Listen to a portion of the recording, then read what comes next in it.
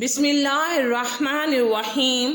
السلام علیکم محترم ناظرین، تاریخی اعتبار سے اگر یوم عاشورہ کی تحقیق کی جائے تو مختلف تاریخی روایات اور کتب اس بات کی واضح نشاندہی کرتی ہیں کہ دنیا کے بڑے اور عظیم واقعات یوم عاشور یعنی 10 محرم الحرام کو رونما ہوئے۔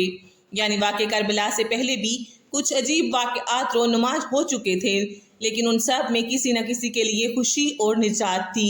لیکن واقع کربلا کے بعد یوم عاشورہ کو عظمت کے علاوہ تاریخ کا سب سے دردناک دن بھی سمجھا جانے لگا ہے۔ محترم ناظرین، آئیے پہلے انہی میں سے کچھ خاص واقعات کا ذکر کرتے ہیں۔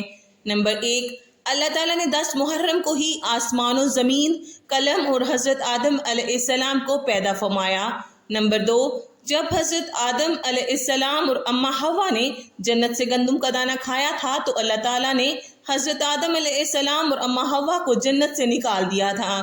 اس کے بعد حضرت آدم علیہ السلام کئی مدت تک اللہ تعالیٰ سے رو رو کر دعائیں کرتے رہے، لیکن اللہ تعالیٰ نے حضرت آدم علیہ السلام کی توبہ 10 محرم کو قبول فرمائی۔ نمبر 3، اسی دن اللہ تعالیٰ نے حضرت ادریس علیہ السلام کو آسمانوں کی طرف اٹھا لیا تھا۔ نمبر 4، جب حضرت نوح علیہ السلام کے دور میں سیلاب آیا تو حضرت نوح علیہ السلام کی کشتی سیلاب میں ادھر ادھر تیر رہی تھی، وہ سیلاب کی زد میں آ گئی تھی تو اللہ تعالیٰ نے حضرت نوح علیہ السلام کی کشتی کو اسی دن محفوظ کیا تھا۔ نمبر 5، اسی دن اللہ تعالیٰ نے حضرت ابراہیم علیہ السلام کو خلیل اللہ کے لقب سے نوازا تھا۔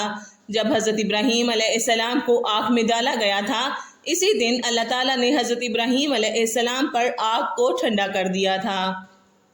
نمبر 6، اللہ تعالیٰ نے حضرت ابراہیم علیہ السلام کے ننھے اور پیارے سے لاڈلے بیٹے حضرت اسماعیل علیہ السلام کو اسی دن پیدا فرمایا تھا۔ نمبر 7، جب مصر عزیز کی بیوی نے حضرت یوسف علیہ السلام کو قید خانے میں قید کروا دیا تھا، اللہ تعالیٰ نے 10 محرم کو حضرت یوسف علیہ السلام کو قید خانے سے رہائی فرمائی تھی۔ اس سے ظاہر ہوتا ہے کہ 10 محرم کا دن بہت ہی محترم اور احترام کے قابل ہے۔ نمبر 8، اسی دن اللہ تعالیٰ نے حضرت یعقوب علیہ السلام کے بیٹے حضرت یوسف علیہ السلام کو دوبارہ ملایا تھا۔ نمبر 9، جب فرعون نے حضرت موسیٰ علیہ السلام اور حضرت موسیٰ علیہ السلام کے پیروکاروں کو جان سے مارنے کے لیے ان کا پیچھا کیا تھا تو یہی وہ دن تھا جب اللہ تعالیٰ نے حضرت موسیٰ علیہ السلام کو فرعون کے ظلم و ستم سے رہائی عطا فرمائی تھی۔ نمبر 10، اسی دن اللہ تبارک و تعالیٰ نے پیغمبر حضرت موسیٰ علیہ السلام پر تورات نازل فرمائی تھی۔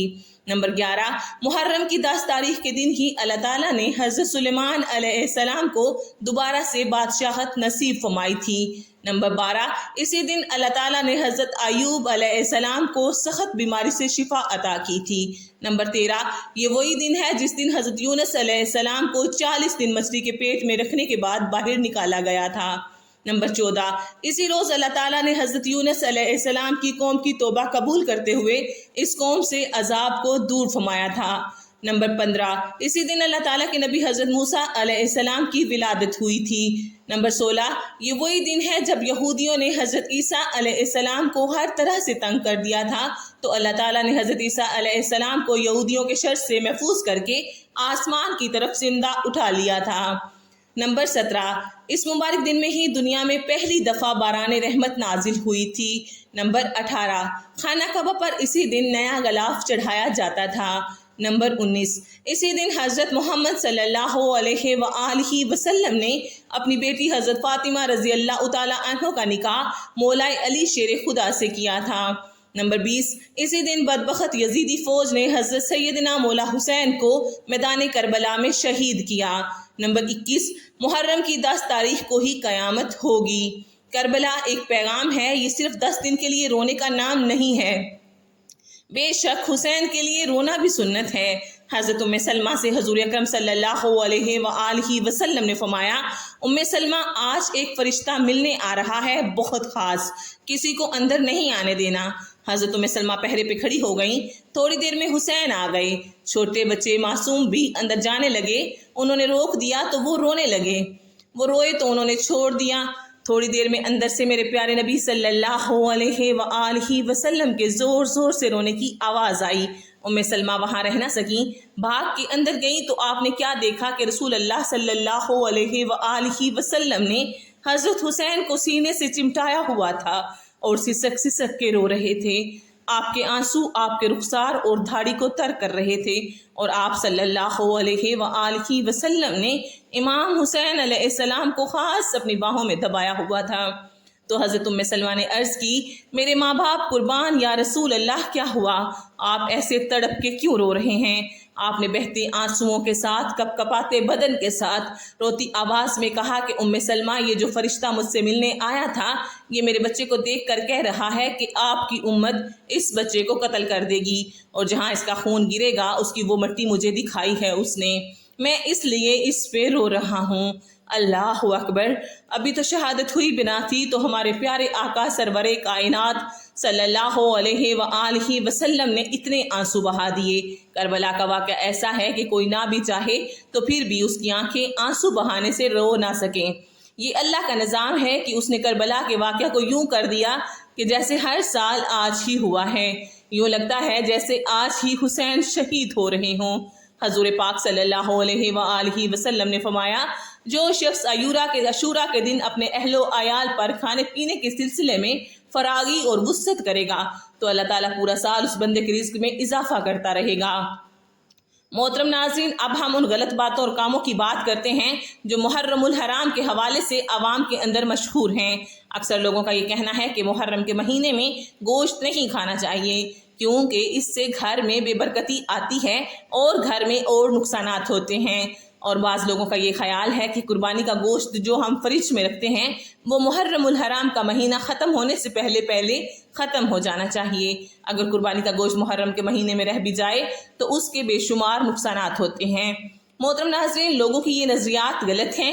इस्लाम के शुरू में जब कुर्बानी की जाती थी तो उस वक़्त ये हुक्म था कि 3 दिन के अंदर गोश्त को ख़त्म करना चाहिए, लेकिन बाद अज़ां इस हुक्म को मनसूख कर दिया गया। अगर गोश्त फ्रिज में रखा है या घर में पड़ा है तो मुहर्रम में इसका कोई नुकसान नहीं है, ना ही मुहर्रम में घर में गोश्त लाने से बेबरकती आती है और ना ही मुहर्रम की बेहुरमती होती है। इसी तरह बाज़ लोग ये कहते हैं कि मुहर्रमुल हराम के महीने में हम बिस्तरी नहीं करनी चाहिए। अगर मुहर्रम के मुक़द्दस महीने में हम बिस्तरी की जाए तो निकाह टूट जाता है। ये बात भी गलत है। बाज़ लोगों का कहना है कि निकाह टूटता नहीं, लेकिन मुहर्रम में ऐसा करना नाजायज़ अमल है, ये भी गलत है। यानी कि बाज़ लोग मुहर्रम के महीने में कब्रों की लिपाई करना ज़रूरी समझते हैं। असल मसला ये है कि आपकी किसी रिश्तेदार की कब्र खस्ता हाल है तो उस पर मट्टी वगैरह डालो, उसकी कब्र ठीक कर दो। इसमें मुहर्रम का महीना होना लाजिम नहीं है। मुहर्रम के महीने में औरत अपने आप को तैयार करके बन समर कर कब्रों पर जाती हैं, ये बात तो बिल्कुल गलत है, क्योंकि हजूर पाक सल्लल्लाहु अलैहि वसल्लम ने फरमाया कि ऐसी औरत पर अल्लाह ताला लानत भेजता है जो बेपर्दा होकर अपने घर से बाहर जाती है या कब्रिस्तान जाती है। हाँ, जो औरत बहुत ही बूढ़ी हो गई है उसमें शरीयत में गुंजाइश है। जो औरत बूढ़ी हो जाती है उसके लिए पर्दा करने में भी इस्लाम में गुंजाइश है, लेकिन सरेआम वो भी बेपर्दा होकर नहीं घूम सकती। औरत को चाहिए कि घर बैठकर अपने मरने वाले अजीज़ो अकारब के लिए इसाले सवाब करे, और मर्द हजरात कब्रिस्तान जाकर इसाले सवाब कर सकते हैं, बल्कि मर्दों को हर जुम्मा के दिन कब्रिस्तान जाना चाहिए। इसके अलावा और भी बेशुमार गलत रसूमात हैं जिनसे हमको बचना चाहिए। आखिर में अल्लाह रब्बुल इज़्ज़त से यही दुआ है कि अल्लाह ताला हम सब को नेक काम करने और गलत रसूमात से दूर रहने की तौफीक अता फरमाए। आमीन सुमा आमीन या रब्बुल आलमीन।